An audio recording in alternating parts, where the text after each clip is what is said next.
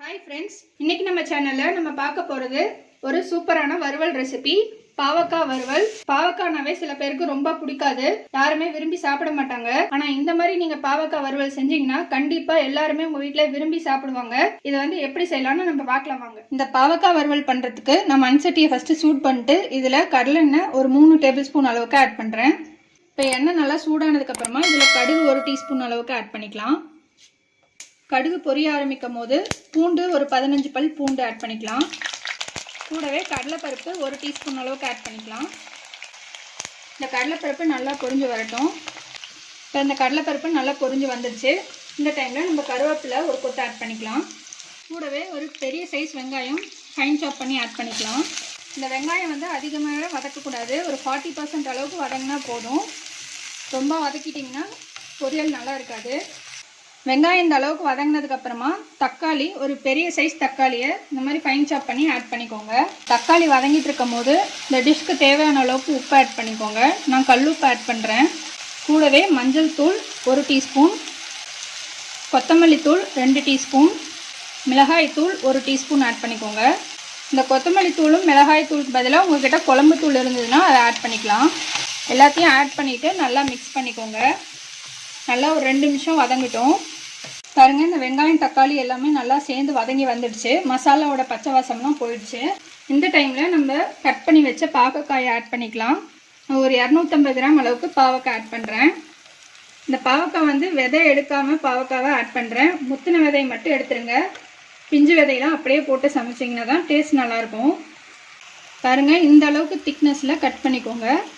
ரொம்ப தடிமனாக கட் பண்ணிட்டீங்கன்னா நீங்கள் வேகிறதுக்கு ரொம்ப டைம் ஆகும். இப்போ இந்த பாவக்காவை ஆட் பண்ணதுக்கப்புறமா நல்லா இந்த மசாலாவோடு சேர்ந்து மிக்ஸ் பண்ணிவிடுங்க. நல்லா மிக்ஸ் பண்ணதுக்கப்புறமா இதில் ஒரு 1/4 லிட்டர் அளவுக்கு தண்ணி ஆட் பண்ணிக்கோங்க. கூடவே கொஞ்சமாக கொத்தமல்லி இலை ஆட் பண்ணிக்கோங்க.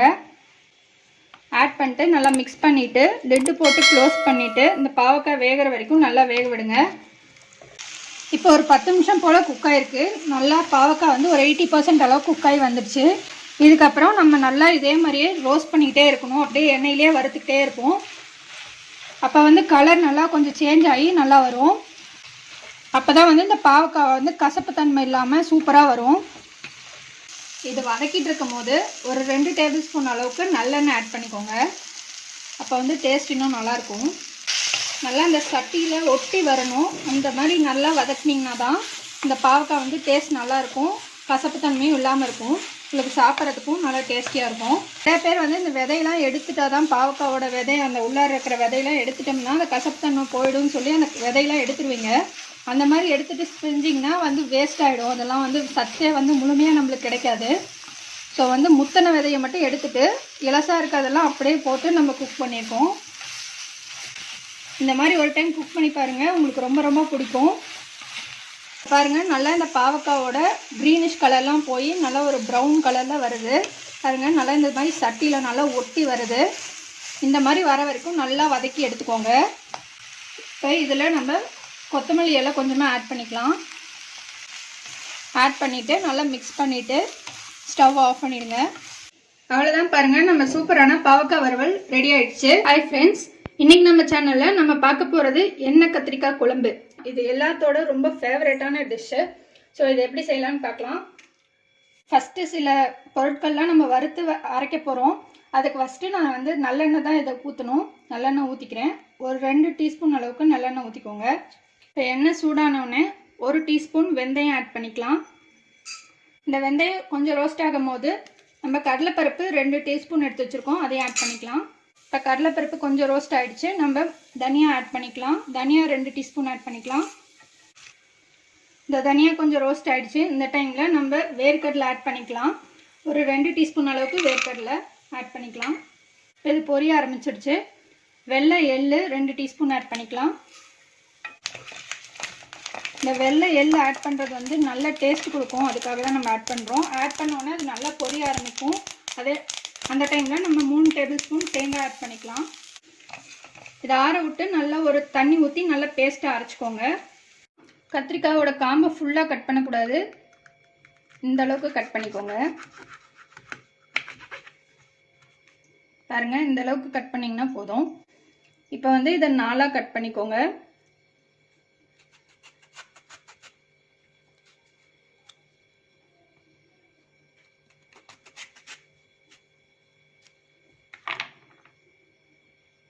பாருங்கள், இந்த மாதிரி இருக்கணும்.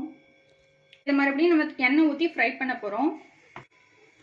ஒரு கடாயில் 2 டேபிள் ஸ்பூன் அளவுக்கு நல்லெண்ணெய் ஆட் பண்ணிக்கோங்க.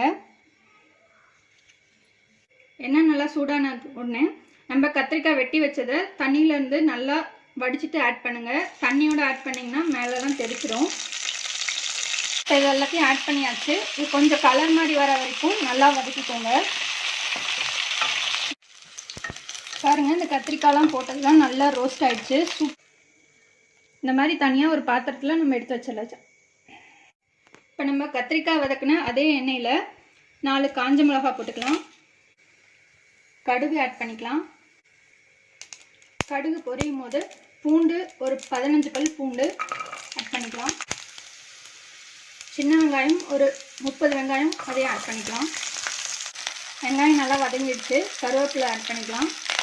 கூடவே தக்காளி நம்ம பேஸ்ட் மாதிரி அரைச்சி வச்சுருக்கோம், 2 தக்காளி, அதையும் ஆட் பண்ணிக்கலாம். இந்த தக்காளி இந்த மாதிரி பேஸ்ட்டாக அரைச்சி போட்டோம்னா நல்லா டெக்ஸ்சர் இருக்கும் குழம்புக்கு. ஸோ அதுக்காக தான் இந்த மாதிரி ஆட் பண்ணுறோம். இப்போ பாருங்கள், தக்காளியெலாம் நல்லா வதங்கி எண்ணெய் நல்லா சூப்பராக பிரிஞ்சு வந்துருச்சு. இந்த டைமில் மசாலாஸ்லாம் ஆட் பண்ணிக்கலாம். 1/2 டீஸ்பூன் மஞ்சள்தூள், 1/2 teaspoon Kashmiri chilli powder, 1/2 teaspoon தனியாத்தூள் இதெல்லாம் ஆட் பண்ணி நல்லா மிக்ஸ் பண்ணிக்கோங்க. இந்த ஸ்டேஜில் கொஞ்சமாக தண்ணி ஆட் பண்ணிக்கோங்க. இப்போ பாருங்கள், மசாலாஸ்லாம் நல்லா குக் ஆகிடுச்சு. இந்த மாதிரி மசாலாஸ்லாம் நல்லா குக் ஆச்சுன்னா தான் இந்த குழம்பு சூப்பராக இருக்கும் டேஸ்ட்டு. இப்போ நம்ம நெக்ஸ்ட்டு வறுத்த அரைச்சோம்ல அந்த பேஸ்ட்டை இதில் ஆட் பண்ண போகிறோம். கூட கொஞ்சம் தண்ணி ஆட் பண்ணிக்கலாம். ஆட் பண்ணி நல்லா மிக்ஸ் பண்ணிவிட்டு ஒரு நல்லா கொதி வரட்டும், அது வரைக்கும் வெயிட் பண்ணுங்கள். இது கூடவே நம்ம புளி கரைச்சி வச்சுருக்கோம், அதையும் ஆட் பண்ணிக்கலாம். கூடவே உப்பு தேவையான அளவுக்கு. இப்போ இது நல்லா கொதிக்கட்டும். பாருங்கள், நல்லா மசாலாலாம் நல்லா குக் ஆகிடுச்சு. இந்த மாதிரி குக் ஆனதுக்கப்புறமா நம்ம இதில் வெல்லம் கொஞ்சமாக ஆட் பண்ணிக்கலாம். ஒரு 2 டேபிள் ஸ்பூன் வெல்லம் ஆட் பண்ணிக்கலாம். உங்களுக்கு ரொம்ப திக்காக தெரிஞ்சிச்சுன்னா இன்னும் கொஞ்சம் தண்ணி ஆட் பண்ணிக்கோங்க.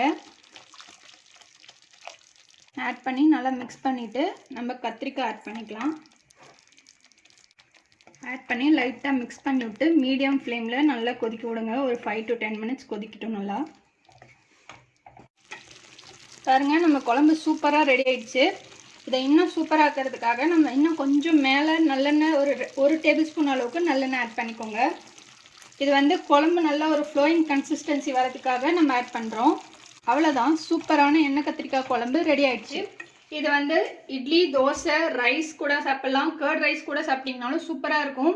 இது ரசம் சாதம், தயிர் சாதம், சாம்பார் சாதம் எல்லாத்தோடுமே காம்பினேஷன் சூப்பராக இருக்கும். ஸோ ட்ரை பண்ணி பாருங்கள். இந்த மாதிரி நீங்கள் ஒரு டைம் ட்ரை பண்ணி பார்த்தீங்கன்னா இது அடிக்கடிக்கு நீங்கள் வீட்டில் செய்வீங்க. உங்கள் கமெண்ட்டை போஸ்ட் பண்ணுங்கள், உங்கள் ஃப்ரெண்ட்ஸோட ஷேர் பண்ணுங்கள். எங்கள் சேனலை மறக்காமல் சப்ஸ்கிரைப் பண்ணுங்கள். இன்னொரு இன்ட்ரெஸ்டிங்கான வீடியோவில் நம்ம மறுபடியும் மீட் பண்ணலாம். தேங்க்யூ.